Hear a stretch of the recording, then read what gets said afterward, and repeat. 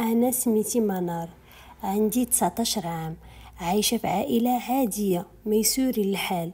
بابا عايش في الخارج، مطلق من ماما، ما كيسول فينا ما والو. وعندي ماما ربة بيت، وعندي 5 ديال خوتي. خويا أحمد اللي عنده 30 سنة، وخويا زين الدين اللي عنده 36 سنة، خويا أشرف 44 سنة، واختي مريم 22 سنة، وأنا هي الخامسة. المهم، هذه هي عائلتي. أشرف وزين الدين ومريم مزوجين، وأنا وخويا أحمد مازالين. أنا كنقرا في لافاك، من الدار لافاك ومن لافاك للدار. عندي 2 صحاباتي فقط، هما بنات عماتي، داكشي باش هما صحاباتي. مرة كنخرجوا بحكم هما ساكنين بعاد عليا. المهم، واحد النهار انا راجعه من لافاك، صونات ليا ماما، قالت لي عافاك بنتي منار، جيبي لي معاك من الباتيسري شي تخربيقات، شي كريويصات وحليوات وداكشي، راه خوك جاب صحابو ما لقيت ما نحط ليهم. المهم، انا داخله الباتيسري وبديت كنختار، حتى وقفات حدايا واحد الطوموبيل حدا الباتيسري، وخرج منها واحد التيتيز بلا ما نقول لكم البنات. ايوا دخل وقال لها ديك البنت اللي كتسربيني انايا، عافاك اختي. جات هي قالت لي صبر اخويا نسالي مع السيده ونجي عندك. جاوبها قال لها اختي راه انا مزروب، سربيني دغيا ورجعي كملي معاها. شفت انا داك التصرف ما عجبنيش وانا ندور ليه، قلت لي اخويا راه حنا كاملين مزروبين، تسنى نوبتك حتى توصل لك وديك الساعه تهضر معاها. شاف فيا وبقى كيخنزر. المهم كملت وما ديتهاش فيه، ساليت انا اش خصني بعدا وانا نخرج من الباتيسري ومشيت للدار. شويه وانا داخله للدار لقيت نفس الطوموبيل اللي بركات حدايا في الباتيسري حدا باب دارنا. قلت اش كدير هادي هنا؟ ساعه طلعت للدار لقيت الصالون عامر، بحكم الصالون جات الفصاله ديالو مستطيله ومقوده تقريبا مع الباب، ما قدرش نشوف فيهم كانوا جالسين. وانا البنات ما نكذبش عليكم كان حماق انا على صحاب خويا، حيت كلهم زوينين وملعقين، كلهم لاباس عليهم.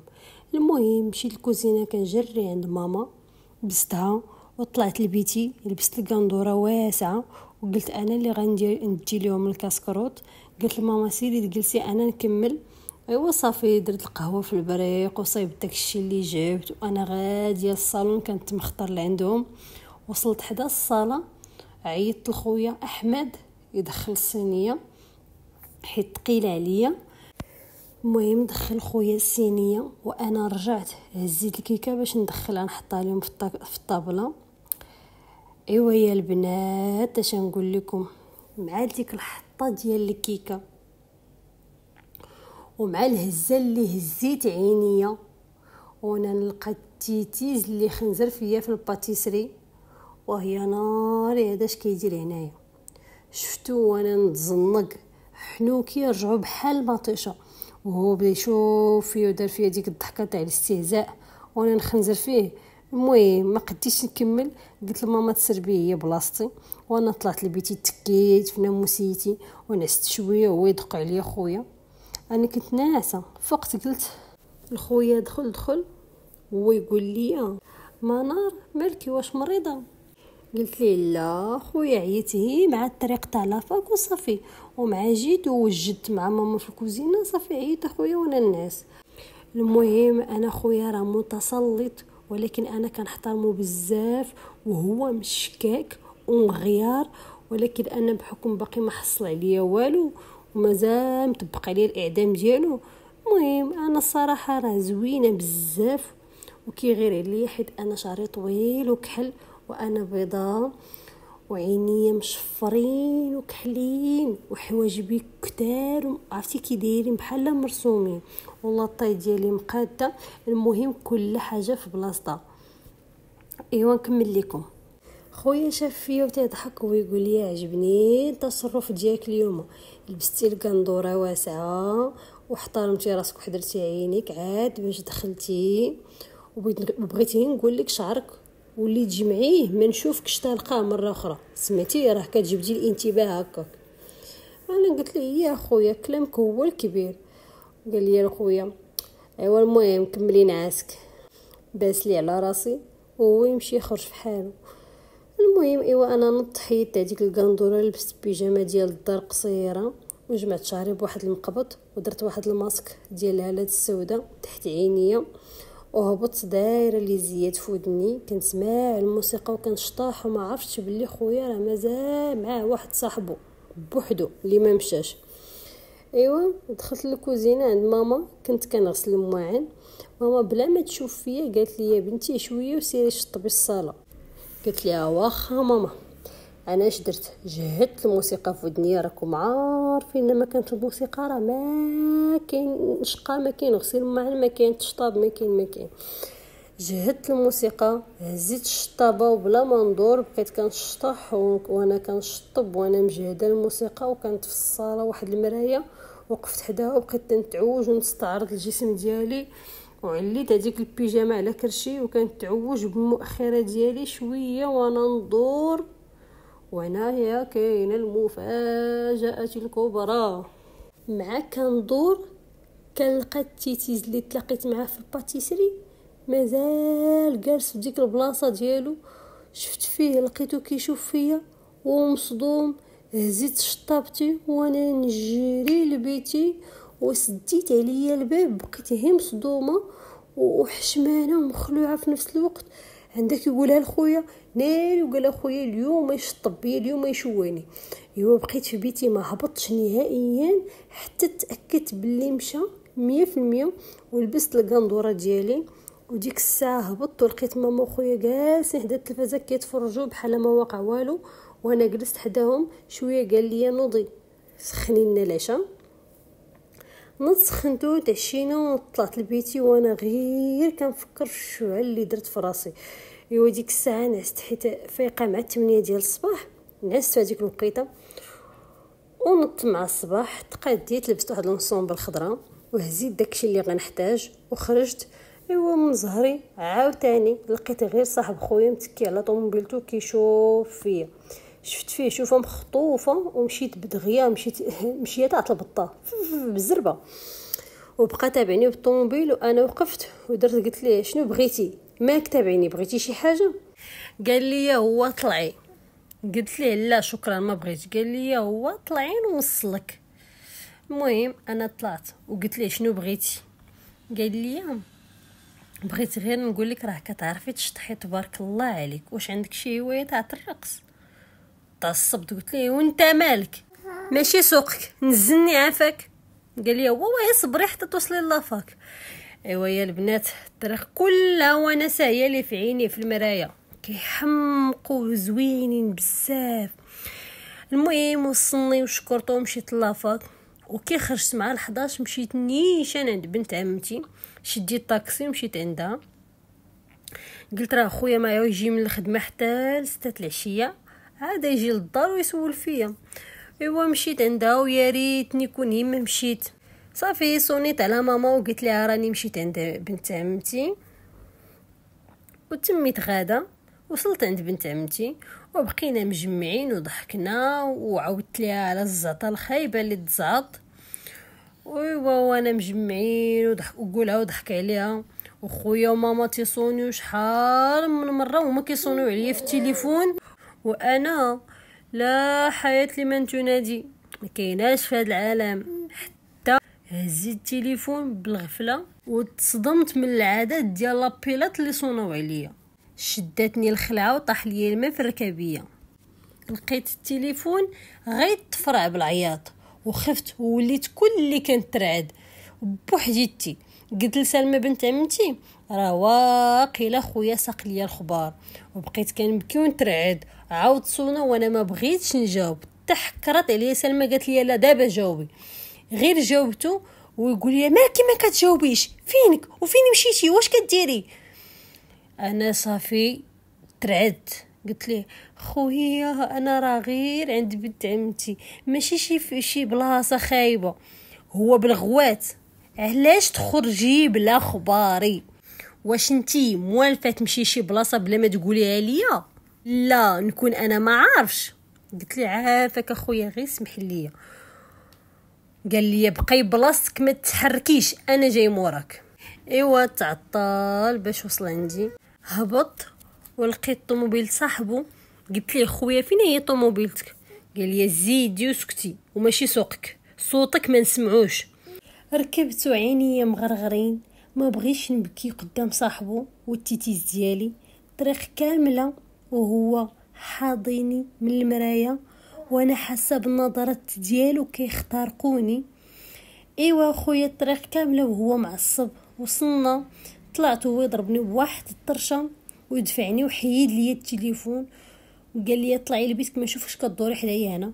طلعت لبيتي وكنبكي ملي طلعت وانا ناعسه. طلعت لي ماما الغدا وانا ناعسه، فقت كليت ورجعت لبلاصتي. شويه طلع خويا عندي في العشيه هكا وهو يقول لي منار نوضي. قلت لي انا نعم سخفانه. قال لي جا عندي صاحبي وماما خرجت تسخر، نوضي وجدي لنا شي حاجه، صاحبي راه لتحت. قلت لي انا واخا خويا. المهم خرج هو يزدح الباب، نط لبس سروال عريض وواحد التيشيرت عادي ورحت فوق منهم واحد البينوا محلول وجمعت شعري الفوق بواحد القراصه وهبط صايبت واحد القهيوه واتاي وخلطت معهم واحد الكيكه بالزربه وسخنت شي مسيمنات كانت ديجا ما صايبتهم. دخلت للصاله حطيت هذاك الشيء وكان هو نفسه نيت ياسين فارس احلامي جالس مع خويا وبقى كيشوف فيا وانا كنشوف فيه من التحت، حاضره راسي وتنشوف فيه حتى التقطت العين مع العين، جات العين مع العين وانا نتوتر وخرجت دغيا بالزربه. وانا نسمع الدقان لقيتو صاحب خويا اخر، واحد اخر سميتو سمير، ويقول لي اختي منار كي دايره لاباس؟ قلت لي اخويا سمير لاباس، انت بخير؟ دخل راه احمد في الصاله مع ياسين. المهم دخل سمير وانا مشيت للكوزينه وبقيت كنتفكر في التعامل تاع خويا وتعصبت وبكيت وسمعت خويا كيعيط مسحت دموعي. تكلمت ليه قال لي باش نجيب لهم السرابت، جبتهم ورجعت للكوزينه. شويه كنحس بشي حد ورايا، درت لقيت ياسين. قال لي يا ياسين منار واخا تقولي لي مالكي؟ جاوبتو قلت ليه ما ماليش. قال لي يا ياسين شوفي عينك كي منفوخين قولي لي مالكي راه نقدر نعاونك. شويه بديت كنبكي بوحدي. ياسين قرب ليا وعنقني وانا انسجمت معاه وقلت ليه انا مقهوره من داكشي اللي دار ليا خويا. المهم حزرني وبقات ينفس عليا واحد شويه وانا نرد البال باللي انني انسجمت معاه في الحضن وانا نبعد وقلت ليه شكرا ياسين سير راه خويا غير لاحظ الغياب ديالك، وهو يبتسم لي ومشى. المهم انا صراحه فرحت من التصرف اللي دار معايا وقلبي بدا كيزدح بالجهد وغمضت عيني وبقيت تفكرت كيفاش كاين يمسح لي على راسي وكيدوي معايا بشويه. فرحت وطلعت لبيتي فرحانه، بغيت غير امتى ندور لسلمى ونعاود لها على هادشي اللي وقع معايا، ولكن تفكرت باللي ما عنديش تليفون خدا خويا الغزال خويا المسرار. هبطت ومشيت عند ماما قلت لها تقول لخويا يعطيني التليفون، قالت لي من بعد العشاء غادي نهضر لك معاه. المهم رجعت لبيتي بقيت تنقاد في البلاكار ديالي وهو يدق عليا خويا. قلت ليه دخل قال لي صافي كملي بداكشي اللي كديري. جلس فوق الناموسيه حدايا وهضر معايا قال لي سمحي لي يا اختي منار على قبيله راه كنت معصب، رجعت للدار ما لقيتكش فيها وانا ديجا كنت معصب مع الخدمه والطوموبيل خسرت ليا وانتي زدتيني. المهم اختي سمحي لي وهاكي تليفونك. المهم تصالح معايا وعطاني التليفون وديك الساعات صونيت على سلمى وعاودت ليها كل شيء عاودتو ليها. فرحات معايا مسكينه فرحات. ايوا وساليت لابيل معاها وهبطت هزيت واحد مادلينات ودانون كليتهم ونعست. ايوا الغد ليه في الصباح فقت مع 10 ديال الصباح مشيت لافاك وجيت لقيت خويا في الدار حتى يهضر مع ماما هو يشوف فيا قال لي منار جيتي جلسي بغيت ندوي معاكم. من بعد ما قال لي يا خويا جلسي جلست حدا ماما وهو يقول لنا المهم صاحبي ياسين كيف ما كتعرفوا راه الوالدين ديالو ميتين، يعني الدري مسكين راه يتيم، عنده اختو صغر منه وغادي تزوج هاد الايام وبغانا نحضروا ونوقفوا معاه. قالت لي الوالده الله يا وليدي عاد كتشاور، مرحبا على الراس والعين. قلت لي انا خويا الا احتاجيتوني شي حاجه انا هاني راه موجوده. ويقول لي يا خويا مرحبا، عارفك اختي حنينه، حاولي تعاوني العروسه صافي. قلت ليه ما تخافش اخويا غادي نعاونها. قال لي صافي اختي نعول عليك، راهم مقطوعين من الشجره، راه حنا والدراري وما عائلتهم. المهم في العشيه وجدوا راسكم غنمشيو عندهم للدار صافي. ماما قالت لي واخا وليدي، ولكن امتى صيبتي طوموبيلتك؟ خويا قال لا راه ياسين اللي غيجي يدينا.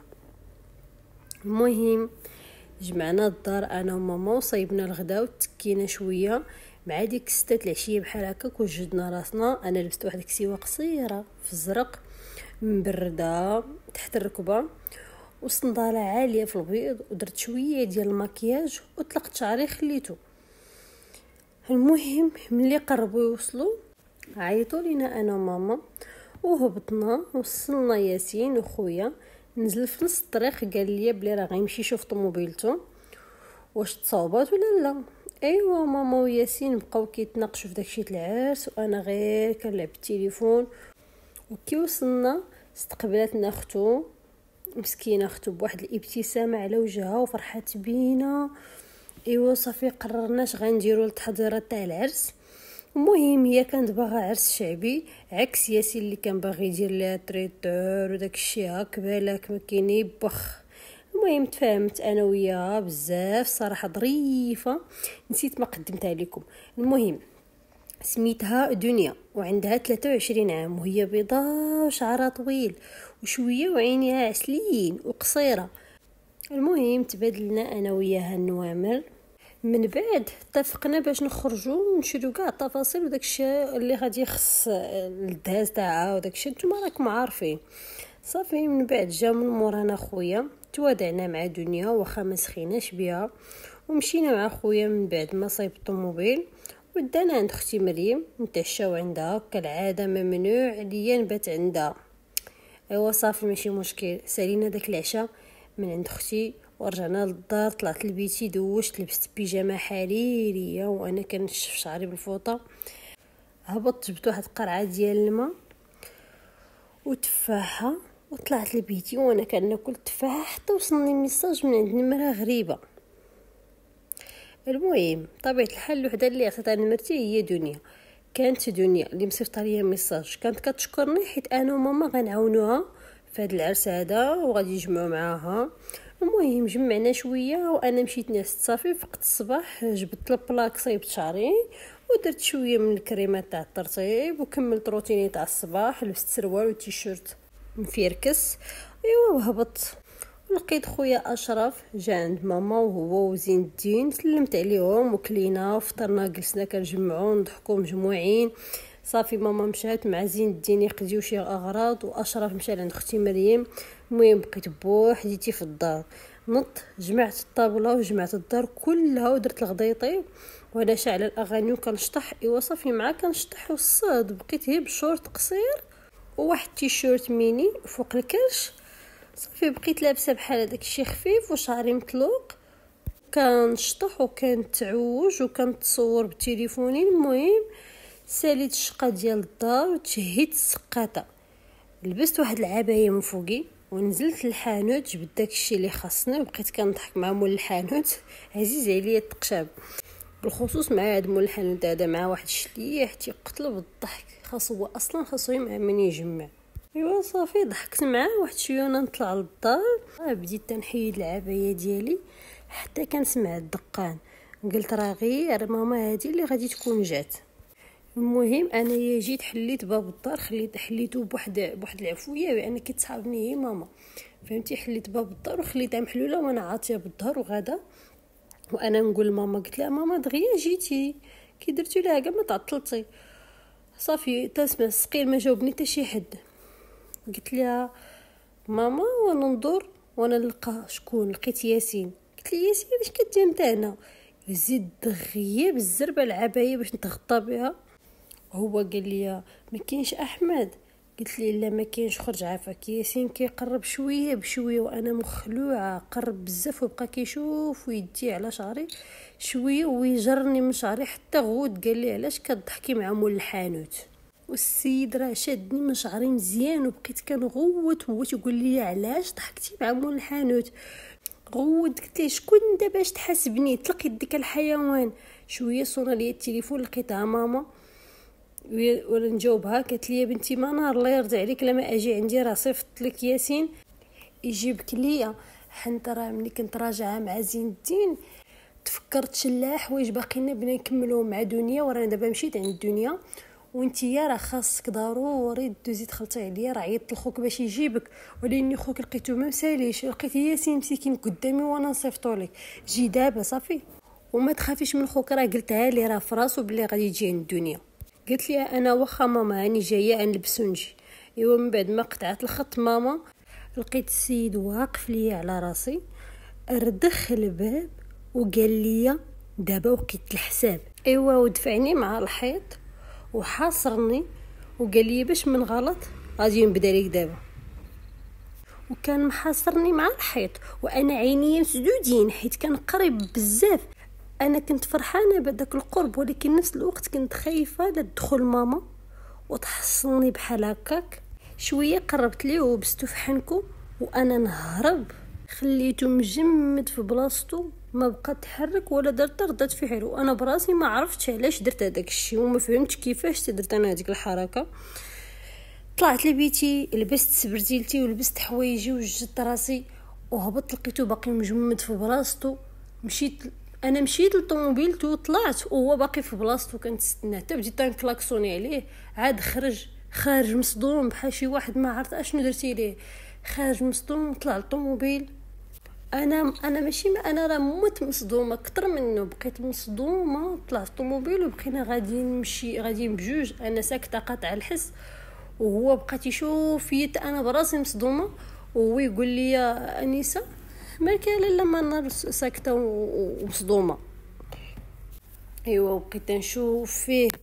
يلا بديت نقول له انا راهي بغيت نبرر داكشي اللي درت قبيله وهو يقطعني في الهضره. قال لي الصراحه طلع عجبني الحال بزاف ويلا بيقرب لي وبيعاود وانا نضربو ودفعته. قلت ليه غادي نكمل الطريق ولا غادي ننزل هنايا صافي. هو ما بقى دار حتى شي حاجه، بقينا غاديين وساكتين.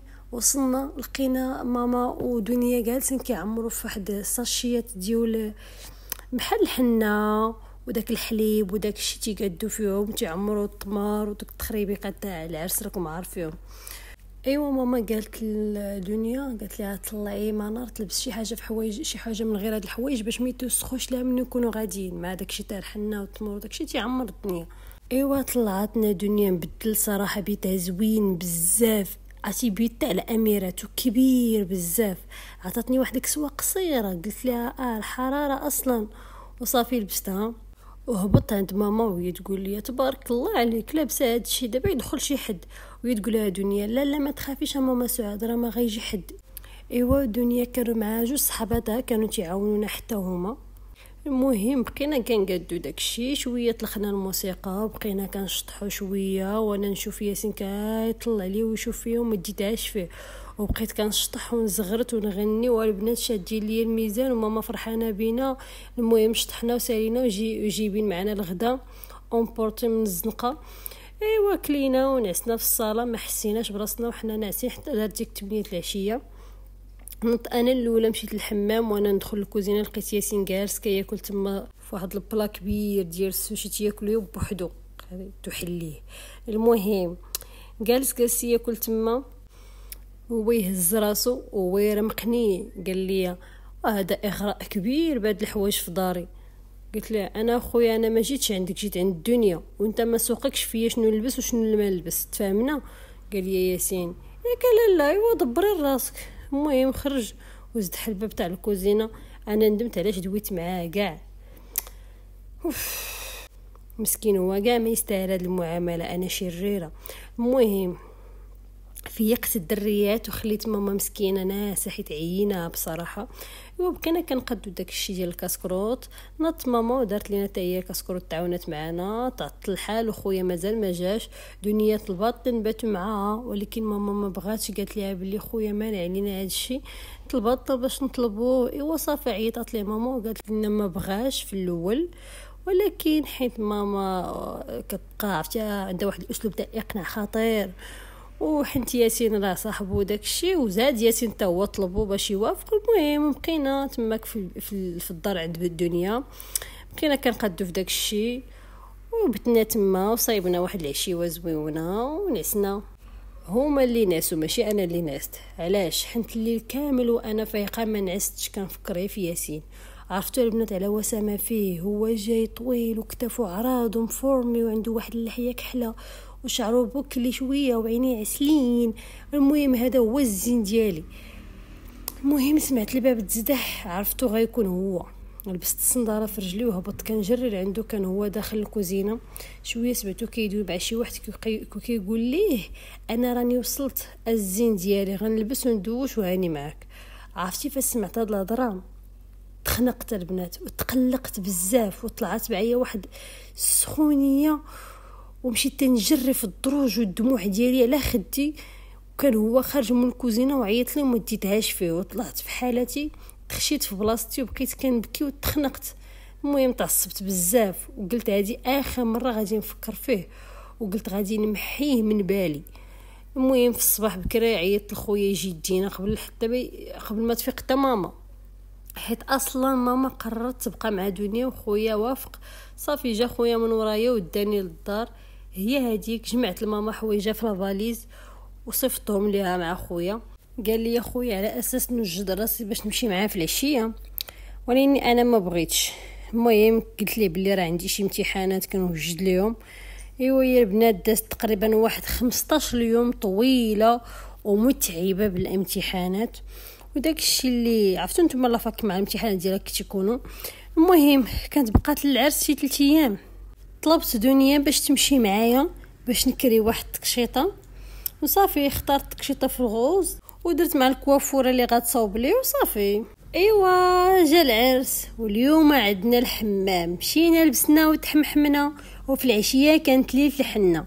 لبست القفطان خفيف في الخضر وبوكليت شعري كل، ودرت ميكاب سموكينج وصافي.